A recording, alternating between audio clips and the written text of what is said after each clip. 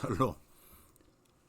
여러분, 이 보통 우리 통성경 길레잡이 강의 영상을 출근 전에 강의를 이렇게 찍습니다만은, 오늘은 제가 쉬는 날임에도 불구하고 이래저래 할 일이 많아서 잊어버리고 지금에 와서야 영상을 촬영하게 됐습니다. 여러분들 얼마나 바쁘게 사십니까? 하나님께서 저와 여러분들에게 평안을 주시고 또 우리의 지혜와 명철과 권세 능력이 되셔서 경쟁력 있는 삶을 살 수 있기를 축복하면서 지각 통성경 길레잡이 과정을 우리가 시작토록 하겠습니다. 이제 여러분, 이 도표에 대해서는 이제 상당히 눈에 익숙해졌을 것입니다. 우리는 지금 중간사 400년 마지막 과를 우리가 이제 살피게 되겠습니다. 그래서 중간사 400년 마지막은 로마 제국과 중간사, 특히 헤롯 왕조가 어떻게 태어나게 되는가 하는 것도 여기서 살피게 됩니다. 줄리우스 가이사르 이전 로마의 통치와 헤롯 왕조의 관계, 예수님과 가이사, 신약시대 로마 총독들, 그런 신약 성경 전체 분위기는 다 로마 제국 통치 아래 기록됐다, 이렇게 이해하시면 되겠습니다. 자, 먼저 우리는 포에니 전쟁을 기억하면 좋겠습니다. 포에니 전쟁은 로마와 카르타고의 전쟁으로 약 3차 이걸 120년간 전쟁했는데, 포에니란 말은 로마의 말로는 페니키아입니다. 페니키아. 자, 1차 이 포에니 전쟁에서 로마가 이깁니다.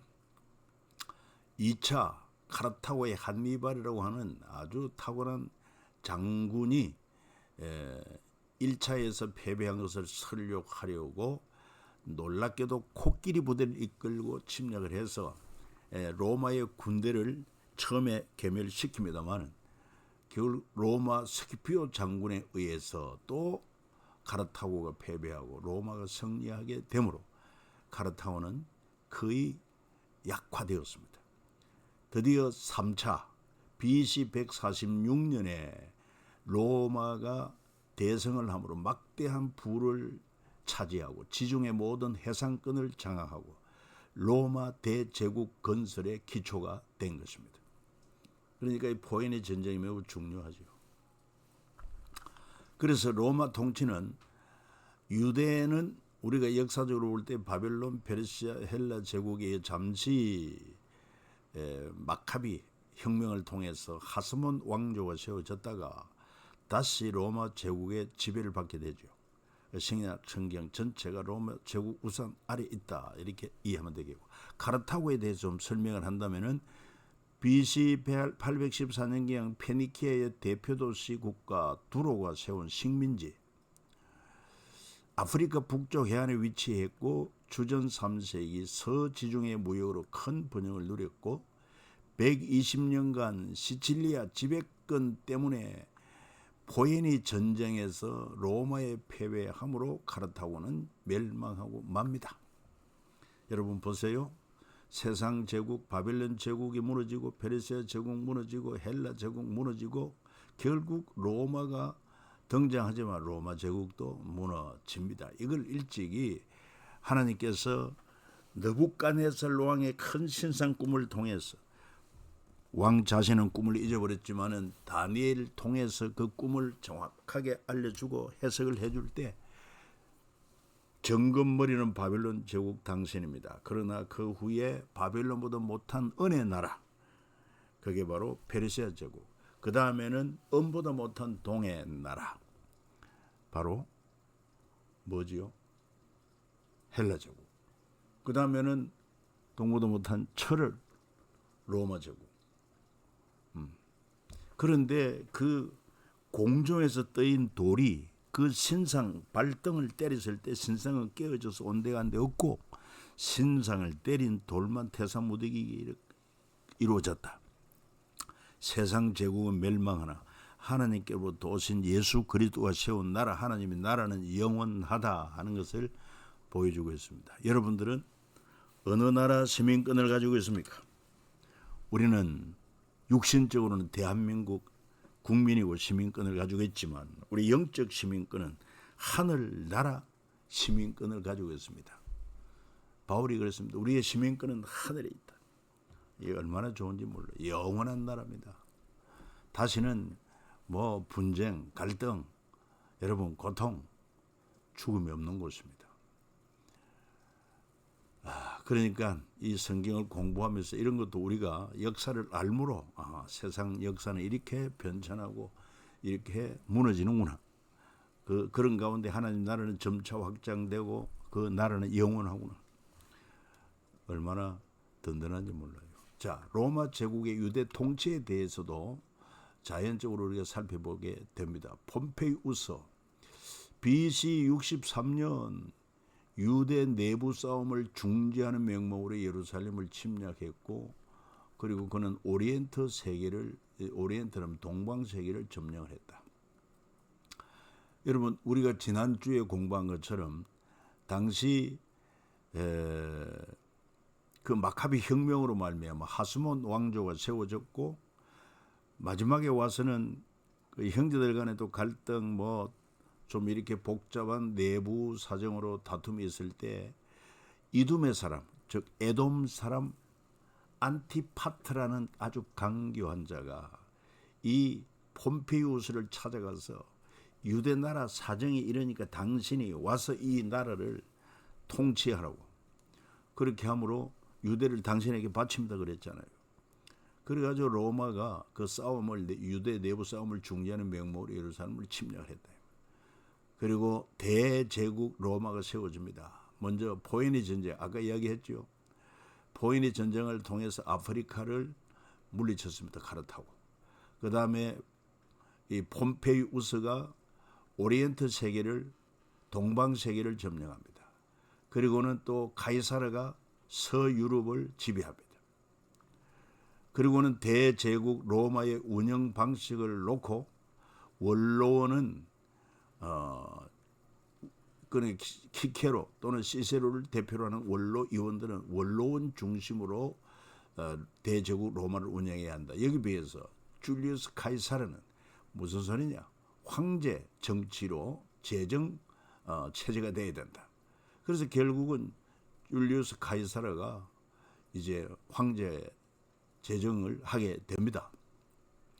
BC 100년 탄생을 했고 40살 되어서 로마의 핵으로 부상했고 갈리아를 점령함으로 1차 3두 정치를 하게 되는데 카이사르와 폼페이우스 크라수스, 그때 원로원은 이 카이사르의 독주를 막기 위해서 폼페이우스를 설득하고 카이사르의 적이 되게 했지만 주사에는 던져졌다는 유명한 카이사르의 말로 루비콘 강을 건너 로마를 장악하게 되고 2년여 내전 끝에 카이사르가 승리함으로 종신 독재관, 그러나 56세에 자기 양아들 같은 브루투스에 의해서 암살을 당합니다. 권력무상. 그러나 카이사르가 남긴 것은 후계자 옥타비아누스를 지명했고 로마 경영 청사진을 그려놓았고, 그리고 로마 시민들에게도 일부 유산을 나누게 했다. 그 다음에 옥타비아누스, 존칭은 아우구스투스라고 합니다. 아우구스투스. 성경에는 아우구스토로 나오죠. 위대한 자. 로마 시민들이 카이사르 암살범들을 아버지를 죽인 자로 생각하게 만듭니다. 카이사르의 암살과 자신이 카이사르의 후계자임을 이용해서 옥타비아누스의 정치적 입지를 확보합니다. 그리고는 2차 3두 정치를 펴는데 옥타비아누스 중심이 되고 안토니우스 레피두스. 그러나 이 옥타비아누스와 안토니우스 사이에 악티움 해전에서 안토니우스와 이집트 여왕 클레오파트라 군대를 옥타비아누스 격파합니다. 그래서 일대 로마 황제가 되었고, 신약 성경의 가이사 아우구스도 이 카이사르 아우구스투스, 즉 로마의 초대 황제 옥타비아누스를 말한다. 그가 호정명령을 내린 그 황제다. 자, 그리고 이제 또 대헤롯. 왜 로마는 유대의 분봉왕으로 헤롯을 선택했는가? 이거는 우리가 이미 앞서 이야기한 것처럼 그 하스몬 왕조가 마지막 내분이 일어나고 또 뿐만 아니라 뭐 바리새파, 사두개파, 뭐 에세네파 등등 이런 분파가 되어서 내부 분쟁이 있을 때 바로 이둠의 사람, 에돔 사람 안티파트가 이 틈을 노려서 당시 로마 제국의 실권자 폼페이우스를 찾아가서 당신에게 이 나라를 바친다. 이 혼란한 유대를 점령해서 통치를 하라고. 그렇게 해서 그가 유대의 분봉왕으로 헤롯을 선택했다.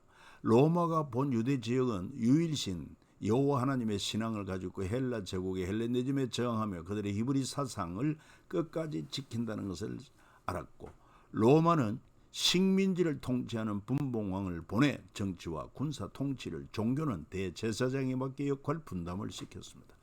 분봉왕이란 로마 제국은 정부가 영토를 직접 다스리지 않고 그 지역의 토착 세력에 위임하여 다스리는데, 이때 통치 책임자를 분봉왕이라 말합니다. 헤롯은 아버지 안티파트에 이어 로마의 총독과도 유대의 대제사장과도 잘 어울리는 정치력을 가졌습니다. 그래서 그는 주전 40년 유대의 분봉왕에 오를 수 있었다. 그리고 안토니우스 옥타비아누스가 로마 권력을 또 싸울 때 옥타비아누스 편에 서면서 유대 분봉왕의 자리를 더욱 든든히 하여 사후 그의 아들들에게까지 분봉왕 자리를 세습하게 되었다.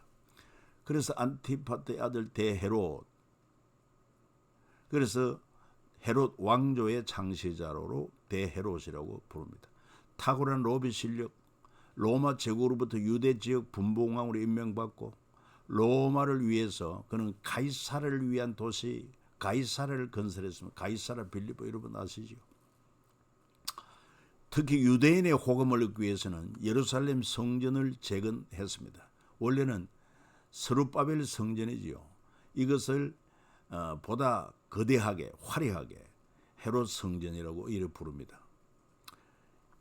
유대인들이 이르되 이 성전은 46년 동안 지었거늘 그렇게 계속 확장하고, 그리고는 외부를 금으로 입히고 속은 신경을 안 씁니다. 눈에 보이는 외부 성전을 화려하게 꾸밈으로 얼마나 그가 참 속이 보이는 사람인가, 간사한 사람이다.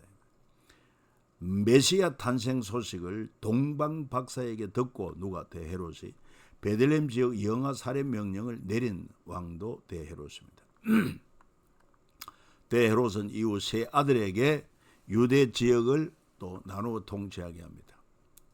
그러니까 다시 한번 대헤롯의 여우 정치라고 하는 것은 로마를 위해서는 가이사르 도시를 건설하고, 유대를 위해서는 예루살렘 성전 확장 정축을 하고, 로마를 위해서 사마리아를 옥타비아누스의 도시 세바스대로 재건하고, 유대를 위해서는 수소 300마리 희생 제사를 드리고, 또 로마를 위해서 옥타비아누스 로마를 위한 신전을 가이사랴에 건축을 했고, 또 유대를 위해서는 예루살렘 수도 시설을 공사하고, 로마를 위해서 가이사르 예루살렘의 원형 경기장을 건설했고, 유대를 위해서 예루살렘의 가이사르 초상 반입을 금지했고, 로마를 위해서 로마 황제의 경의를 보하기 위해 5년마다 경기대회를 개최했고, 유대를 위해서 예루살렘에서 가이사르 형상이 박힌 동전 주조를 금지했다.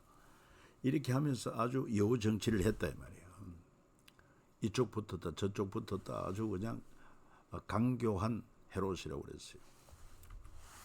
자, 그러면서 헤롯과 성전 건축 관계를 한번 살펴보면은 주전 20여 년 예루살렘 성전 확장 정축 공사 시작했고, 그로부터 예수님 오셔서 성전에 대해서 말할 때 46년간 건축 중이다 하는 말이 그때부터 시작되었다. 성전 규모는 깊이가 45m, 가로 480m, 세로 300m.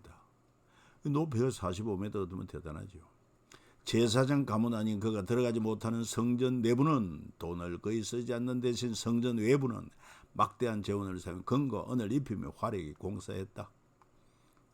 얼마나 내가 유대 제사장 나를 인정하는지, 당신들을 위하는지 눈에 보이니까.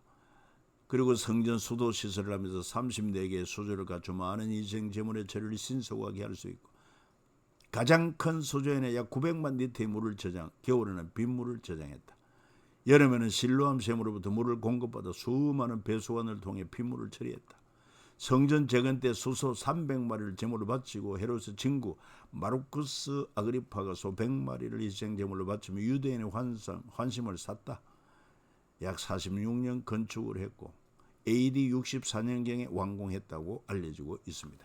주전 22년에 시작해서 AD 64년 같으면 86년 걸쳐서 건축을 했다. 그러나 예수께서 이르시되 네가 이 큰 건물들을 보느냐, 돌 하나도 돌 위에 남지 않고 다 무너뜨려지리라. 왜?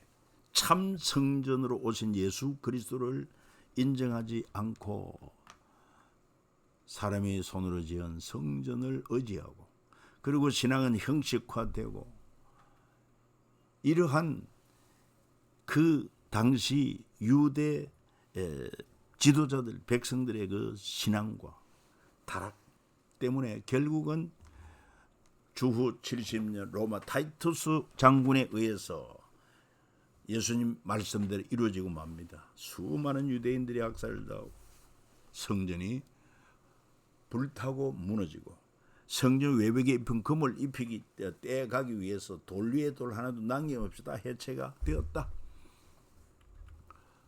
헤롯 가문에 대해서 잠시 살펴봅니다. 헤롯 가문. 원래 헤롯 가문의 원조는 안티파터, 그 아들 대헤롯에 의해서 왕조가 시작되었는데, 헤롯 가문 그러니까 티베리우스 황제가 통치한 15세고 본디오 빌라도가 유대 총독으로, 헤롯이 갈릴리 분봉왕으로, 그 동생 빌립이 이두메 드라고니 지방의 분봉왕으로 이렇게 말했습니다. 다시 말해서 헤롯 아켈레오, 이 헤롯의 아들, 유대 지역을 다스리고, 그 다음에 또 아들 헤롯 안티파스, 갈릴리와 베레아, 특히 예수님의 공생의 3년과 가장 깊은 관련을 맺고 있는 그런 분봉왕, 세리요한을 죽인 자, 또 예수님의 여우라고도 말한 자.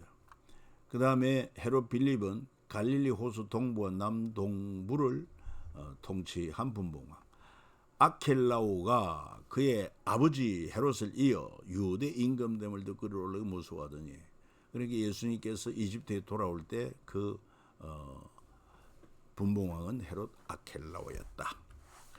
그 다음에 헤롯 아그리파 1세, 로마에서 자란 아그리파는 칼리굴로와 친분으로 빌립 2세 사후 분봉왕으로 임명을 받습니다. 이후 안티파스가 쫓겨나고 그 땅까지 다스리고, 사도행전 12장에 나온 헤롯으로 야고보를 처형한 인물이 헤롯 아그리파 1세.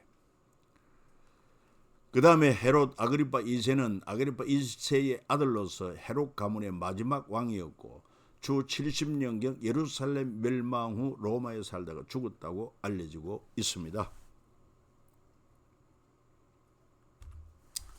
그리고 예수님의 탄생과 로마 제국의 세금 정책, 세금 징수를 위한 인구조사, 그러니까 천하로 다 호적하라는 그런 황제의 명령이 있었고, 세금 징수를 위한 유대인을 활용했는데 세리 마태, 세리 삭개오 등. 그리고는 예수님은 분명히 말합니다. 이런 상황에서 가이사의 것은 가이사에게, 하나님의 것은 하나님께 드려야 한다. 이거는 뭐 국세고, 이거는 하나님께 드리는 11조 비롯한 헌물들. 그래서 예수님은 이런 현실 정치 체제를 인정하고 세금을 주라, 이렇게 말한 것을 알 수 있습니다. 참고로 로마 제국 황제 옥타비아누스, 성경에 가이사 아우구스토라 나오죠. 제국의 통치받는 모든 사람들에게 고향으로 돌아가 호적하라고 명령했다. 인구를 정확히 파악하여 각 사람에게 빠짐없이 세금을 징수하기 위함이다. 그리고 로마의 세금은 직접세가 있는데 로마 관리를 통해 직접 거두고, 토지세, 인두세, 이건 정기적인 인구조사가 필요했고, 간접세는 세리를 통해서, 관세 통해서 판매에 따른 세금 등등이 있다. 이렇게 함으로 말미암아 이제 중간사를 마무리합니다. 여러분, 다음 시간에 뵙겠습니다.